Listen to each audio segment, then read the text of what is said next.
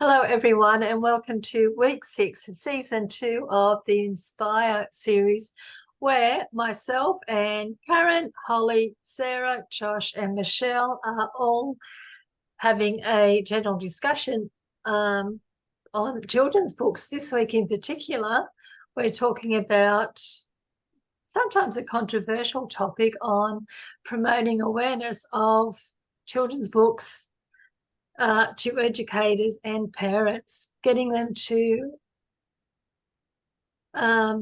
caregivers, anyone who works with kids, to understand and know that there's certain books out there available to them. So how do we promote them? Do we just do it on socials? Do we have book clubs, community events? What do we need to do more to promote them? So I'm just putting it all out there. I honestly don't know what the answer is. I think we just need to keep getting the word out there. What are your thoughts, Karen? How do we promote our stories? I think it's really tricky because when a book comes out, you've only got a couple of months, I think, to grab attention. It's nothing to do with the quality of the writing or the book. I think there's luck involved because I think things like they're introducing TikTok awards, and I think that raises the book's profile. We're seeing the rise of celebrity authors and creators because they have a profile and they have a following. So when you're an ordinary writer and you're creating or illustrator and you're creating beautiful books that are just as good or better, how do you get them out there? Like, we don't have that window open. It's only open a crack. How do we open it a little bit more? I think schools are very important. I think that's probably the biggest market for a writer. Times are tough for parents at the moment. Things are getting expensive. So schools and libraries are really important to any creative. And I think to get parents to be aware of the books, the library is a good place because it's probably the only place now you can go where it's free and story time's put on. You can meet other families. There's also other activities in the library. Children can choose their own books, and there may not be a book that a parent would choose. Of course, you're going to be there and make sure they're not going into the adult section or the older kids section. But it really is a tricky game. And so I think if you push too hard, it's a turn off as well.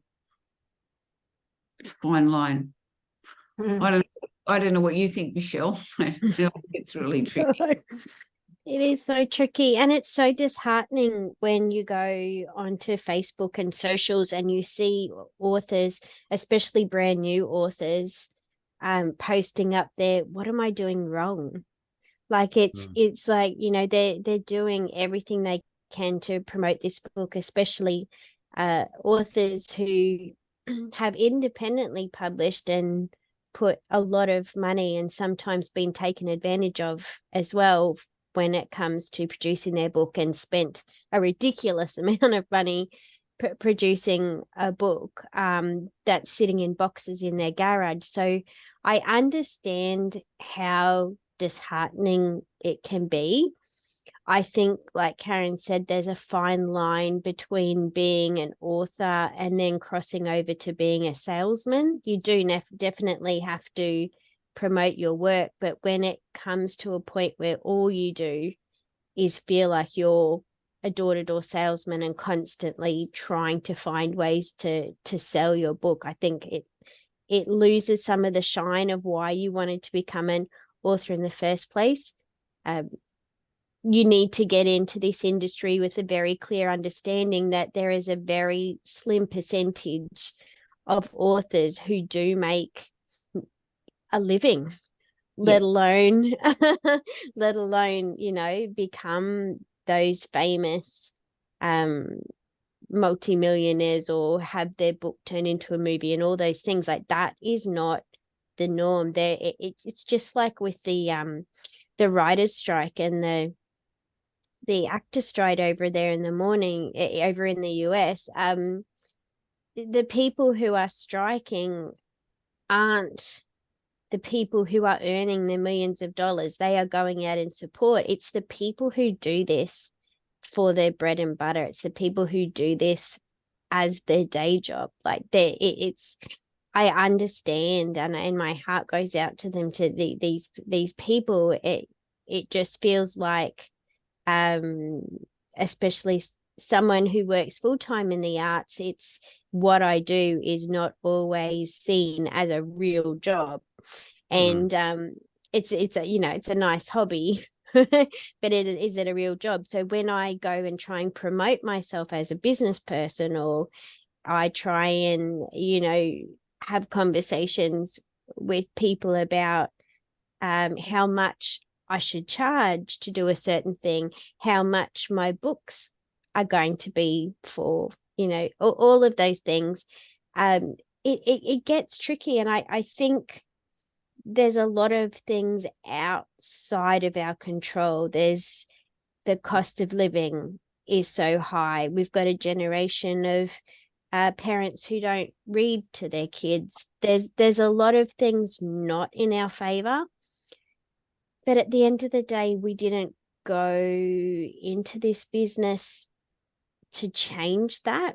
We became authors because we have a story that we want to tell and we want to share. And if our story gets into the hands of one kid and it makes a difference, there's a part of us that needs to be okay with not being rich and famous. Yeah. Do you think, I don't know who I'm asking this to, just anyone, you talk about, you know, the cost of living, and I guess that's a global issue. That's not just in Australia, that's globally. And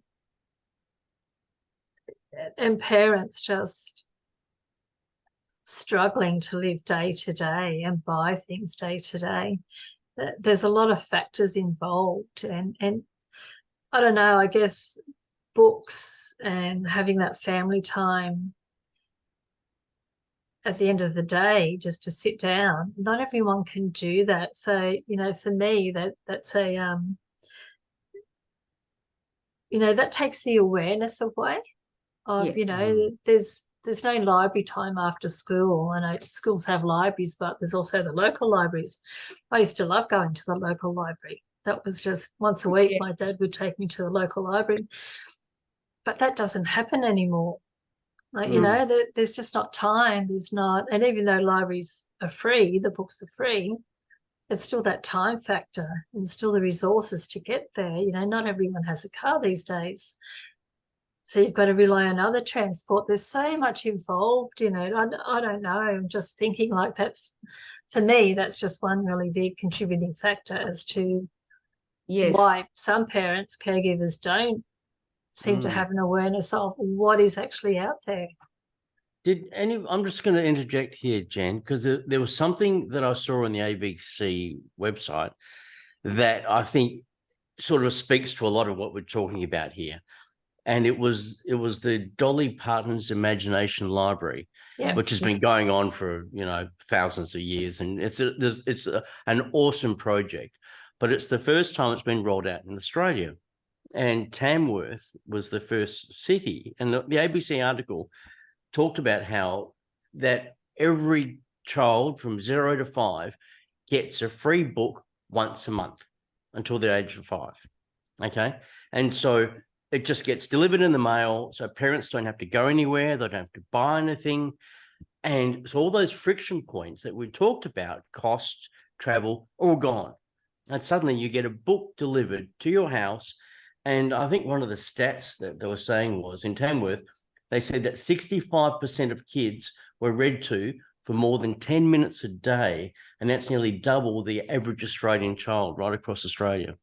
And just shows what you can do if you have those resources front and center, delivering these books to kids, and how that improves that, connection between parents, between reading and all that sort of stuff. And I think even the article went on and said the actual literacy of those kids improved over that 5-year period because they were read to, because it was delivered to their door. Yeah. And I know that's just one small example, and it's a rarity because they're not going to get many other organizations that are going to be doing that, but it shows the power of what that can do for kids and parents. The other one is I'm an ambassador for Books in Homes. Yeah. And they get sponsors for disadvantaged or remote schools. Mm. And you go on and you, whether you go in person or via online, you witness the kids getting their books. But the kids actually choose the books they're gifted. Once a term, they get a book pack and they choose their books as well. And they're free. But even how do you get your books on that list? Yeah. But that's a great program. And there's also new programs that are out.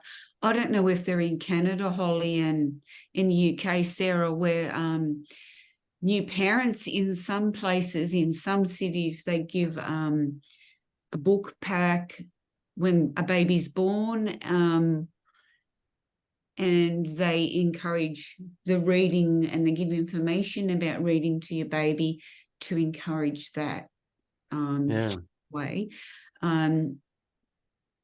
But I don't know anybody near me who's had that program for new babies, but I have read about it.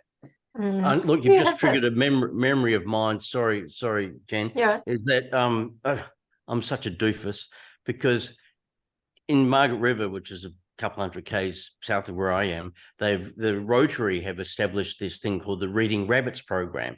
So all year one students in the Shire of Augusta and Margaret River get given this book pack, and it's done in conjunction with the Margaret River and the Augusta libraries. And then so what happens is that the kids, they are encouraged to go into, they get this book pack, the information, they've got to go into the library and they get given a book to say thank you for coming to the library, and then they're invited to take a look around and take out other books. And my books have been used as that enticement for the last couple of years, and I just completely forgot that. So that's another way of getting kids reading, getting books into households, and then encouraging kids to go back to the library to realize this is a great resource. Do kids actually go back to the library though? Apparently, I was speaking to the librarian at Margaret River Library, and she said yes, they do. Okay. Once the parents, because the parents sometimes feel if they're not familiar with the library, they go, maybe it's not for me. But once they've got the reason to go into the library for their child then leads that to come back again and again. Holly, do you have anything like that over in Canada? Any of those kind of programs?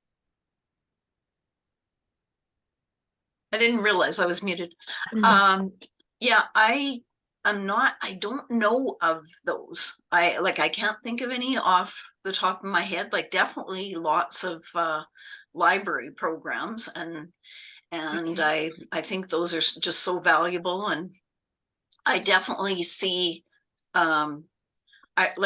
thinking back how once the kids are taken to the library for sure, how much they want to go back. I definitely saw that a lot in the school, and as well, like our local library community program. And one thing that I think has made such a difference that a lot of people, something that's changed over the years is how people don't have to be quiet at the library. I think that's huge for the kids. As well, all the other things that they do, it's not just about books. So I think that is, it helps us when they do have those other kind of activities. I think it's really an attraction in other areas, right? Yeah, that it brings that community togetherness. Yeah. Sarah, does the UK have anything like these programs we're talking about? Yes, we do. And I was going to say, actually, I feel like our discussion is so interesting, because we've started off with how do we promote our books, how do we get our books into the hands of libraries and schools, and look how our conversation's gone, and it's actually more about how do we get them into the hands of children. All books, you know, I would just as happily promote one of your books as you would of mine, you know, because how important is it? And look how our conversations kind of drifted that way, because really when you are a children's author, really that's where your heart is. And these local initiatives and community is what I was going to talk about today. It's exactly what I was going to say, that yes, we can all promote ourselves and social media is great, and I do that, I know I do, and we all do that because that's one stream that we go down. But actually this stream is just so important to get the books into the hands of children, and everything has changed. So here in the UK we now have before school breakfast clubs, because of the crisis. There's a lot of children that, you know, parents cannot afford to give them breakfast at home, so they go to breakfast clubs which are funded, and they have their breakfast there. So that misses that kind of, you know, morning routine where we used to just pop into the library on the way to school, and then afterwards we've got the after school clubs where parents are working, but also it's a place for children to go to after school, again, if they need that after school snack. So it's, you know, everything's changed, that the timeline's changed of, you know, gone are those days when we did just kind of wander into the library before school and go to school and then come home and go and hang out there. And, you know, that's gone because everything's changed. So schools are the place where you can get to children and give them these books. And because, you know, there's so much going on for parents in this current crisis. So for me as well, it's hugely important for books to go into schools, but to go into community centres as well. I mean, I've just done a workshop for children with an illustrator, and I know that we had funded places on that workshop for children, and that was just so important, obviously for us, but also for the community centre as well. We normally have throughout all schools in the UK, every summer we have the summer reading challenge, and I did that. I mean, that's going back with my older daughters who were, you know, 20, 22, and we used to go to the library in the summer. I used to take them, they'd sit down, they'd sit with the librarian, they'd choose a different book each week, and then you'd get a certificate at the end, and then you take all your certificates into school, and it'd be a big thing. Well, this year it's now something that can be done digitally, so it's getting all of those children, if they can't get to the libraries, and you can do the summer reading challenge, and it's not so much, it's not dictated to the child anymore. You know, we're going to celebrate those children that have read 10 books over the holidays. It's more about, if you could just pick up one book, then we're going to celebrate you for doing that. And if we have to do it digitally, that's fine. If you can do it within a childcare setting or at home or wherever, let's still celebrate you. So that's a new thing that's happened. We also have the Book Start Starter Club, where children, when they leave preschool at 4 and then they go up to up to primary school, they're also given a book pack with books in, and they've all got the same book. So that, I don't quite know how that sits with me, because obviously every child gets the same book, and as we've spoken about before, children read differently, they learn differently, and they want to see different things. So that's probably what I'd possibly change with that. But yeah, I think it's separating, as a children's author, these two streams. Self-promote yourself, that's fine, go for it, get rid of your embarrassment. You know, if you want to get your book out there, do that. But that's one way. I think another thing which is so important, that when you give back to the community, you really do see a difference. That one child that comes up to you and says, I loved learning about, you know, about your book, but how you became a writer, and I really want to do this and look at my pictures, and that's gold. So I think definitely we do have that responsibility, as do, you know, libraries, schools, you know, publishing houses, governments, whoever. But I do think it's worthwhile, and you do see a slight movement in the community with these initiatives as well. Yeah, that's a good point that you raised about online. I know our libraries, I haven't used it, but they have Storybox online. Yeah, that's the where the people reading the book. Go online and read the book, and that means that once a child knows how to access it, they can get on at home and still read. A lot of schools run that in their classrooms. Yeah, they do too. And there's also similar in Australia, Sarah, like your reading thing. We have in New South Wales, the New South Wales Premier's Reading Challenge. Oh, we got that Okay. WA. Are you Yeah. an ambassador? Yeah, Yes, so am I. I'm not Hey. an ambassador, no. Oh, okay. But I know of it. So I think they probably have something similar in Canada too, Holly. But the big thing is what Jen said too. It's about time. I think families are pushed, Mm, and mm. sometimes it's just get home from work and get the food on the table and get bathed and get ready for the next day.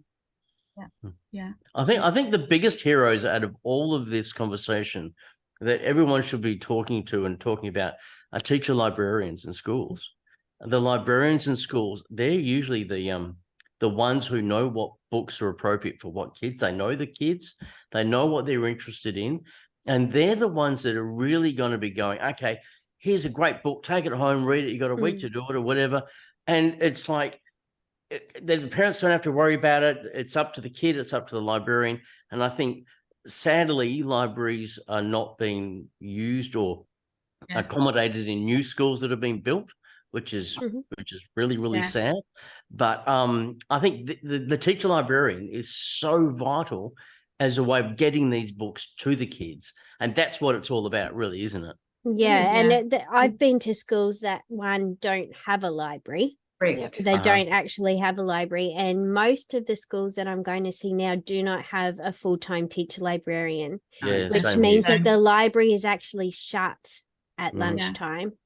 And the teachers are coming in and running library lesson, and it's really so rushed and not fun because teachers are like, come on everyone, hurry up, give me your books, who's got their books, who haven't got their books, you can't borrow because you didn't bring your book back. Yeah. It's just like, oh my gosh, well, Yeah. it's changed so much. We don't have teacher librarians. We don't have, I mean, I'm going back to when my older girls were younger and we had like a little library, but we didn't have a specific teacher librarian. And now it's completely changed. I mean, just as what you've just described, Michelle. And I know my 7-year-old school. So what they've done is now they've created a library in their classroom. So on a Friday, so they have their regular reading books, which is all leveled, but they can choose any books and they can take it on a Friday and then read it for the week and then go back, and it's just supposed to be, you know, it's just a fun book and they can choose. So they brought that into their classroom. I mean, and a lot of teachers are actually footing the bill for that as well. so it's I now know. on, Yeah. this is a teacher initiative because A lot of teachers are having to buy Yeah. their own books to Yeah. have in the classroom because their kids don't have access to, and then it's just scary. It like that really, really scares me as a kid who went to the library, to read, but also to hide, Yeah, same also here. to have a moment, to Mm. have a breath. Our kids don't have that. And I think that's probably a whole nother discussion, which we've kind of alluded to now, is the importance of libraries in junior and secondary school.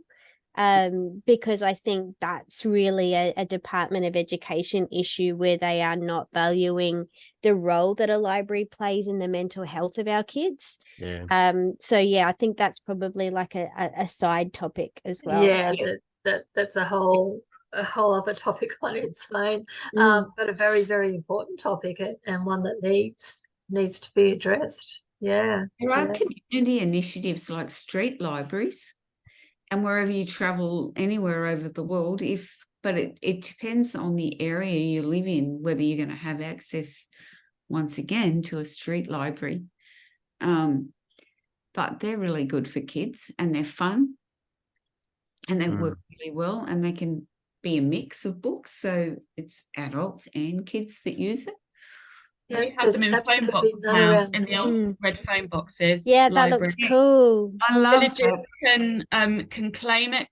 So if there's a red telephone box in your village, which obviously isn't used anymore, the village committees can come together and they can decide to claim it, and then they get it for the village, and then libraries are just going into there. which is really interesting. But I mean, we've got one locally to me, and in the pandemic, I went and put some of my books there and some of the girls' children's books, and then a big notice went on there afterwards saying, can people not just deliver books? We need to check them first and verify them. And I thought, well, Take all the fun away. Yeah. no, either it's an initiative and it really is, you know, books for everybody. An exchange, and, or it's let's not. be- Yeah. yeah. So I guess it depends which hands it falls into, in which village, which is life. I guess. And I think like this also highlights the topic that we're talking about, is that a lot of what an author does is volunteer work or ambassadorship, or just trying to genuinely lift the profile of books, and a lot of time that's not paid. A lot of the time you're doing a lot of work just to go out there into the community and keep the spirit alive of how important it is for kids to keep reading. And it's very hard as an author to be sustainable if all you're doing is all the fluffy feel good free stuff,